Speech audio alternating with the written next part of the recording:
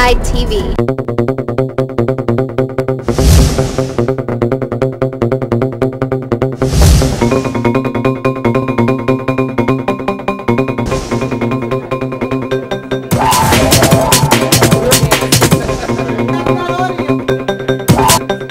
I wanted to have a random white hand in the shot.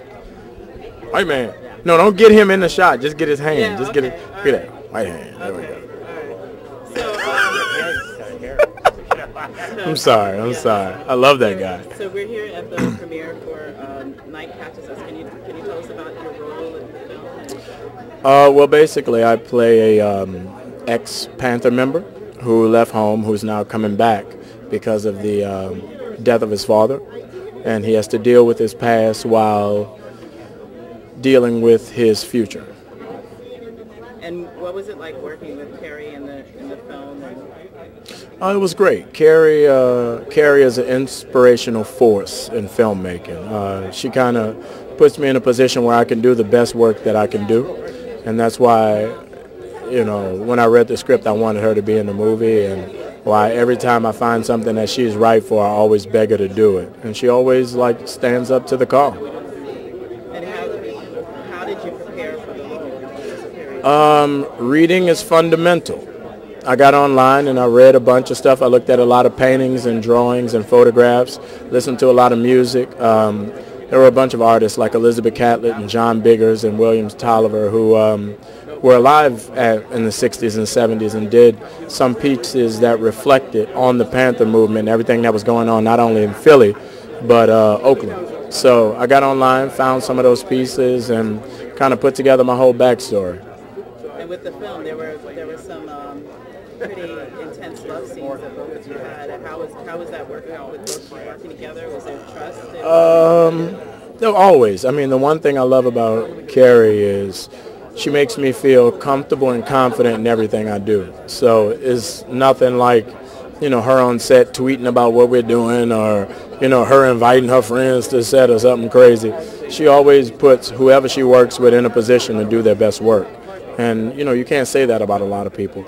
So it was never an issue. So how do you feel about approaching roles and taking into consideration that? Well, I doubt if this role or this film would have the Oscar consideration that Hurtlocker did. But, you know, looking at this film and everything that comes along with it, I think it's a great opportunity to not only showcase the accolades that comes along with your work, but the type of work that you choose.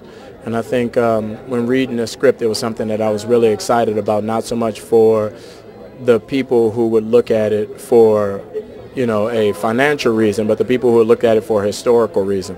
I think there are not too many films dedicated to this period in time about this subject, and I think it's something that was mistreated and misunderstood by the media that should be depicted in the correct way by the film world, by actors and by directors and writers. So I'm really proud that I'm a part of it.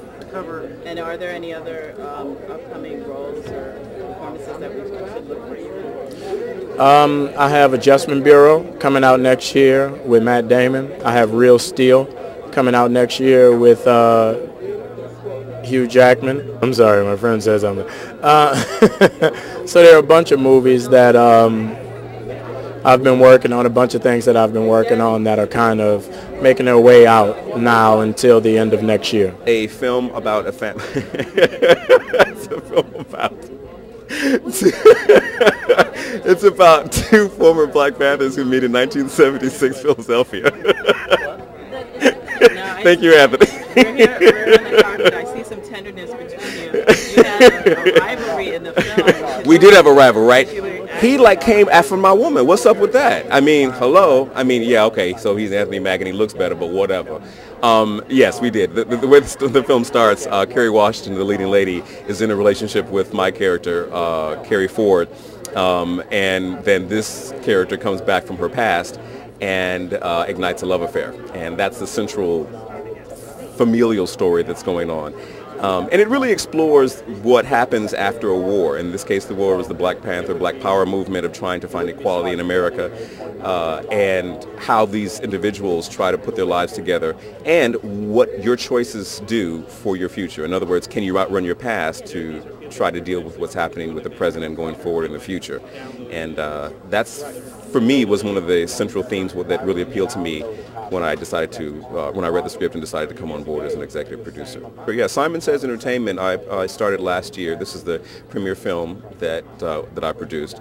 We have two more, well, we have actually 10 projects in the works, but the two that are most pressing is one called Gun Hill Road, which is being directed and written by Rashad Ernesto Green, this hot young cat out of NYU's film program. And it's about a Puerto Rican family in the Bronx, so it's a hometown story representing. And it's about a Puerto Rican family whose dad comes home to an estranged wife, and he's trying to reconnect to his son, who is going through a challenging issue about his identity. And it stars Isai Morales, who's the dad, and Judy Reyes from Scrubs fame, Miriam Colon, who's an extraordinary actress, and several others, Frankie G, etc., who are really strong actors and bring their talent to the film. The next film that I'm working on is called Highway to Nowhere by Lanre Olubisi, who is also the screenwriter and the director. And that's a story that takes place at the U.S.-Mexico border. And it's about this border patrol officer who for himself came across the border illegally and now is tasked with the job of policing the border that he actually crossed as an illegal alien some years before. That's obviously a very timely issue because the issue of illegal immigration is very much on the forefront of American politics. And so I think it's a really, as all of these films are, a really strong way to look at some of these issues without actually looking at them as documentaries, but the lens through which we look at the stories of these individuals and how they deal with the stories and the situations and conflicts that they're thrown into.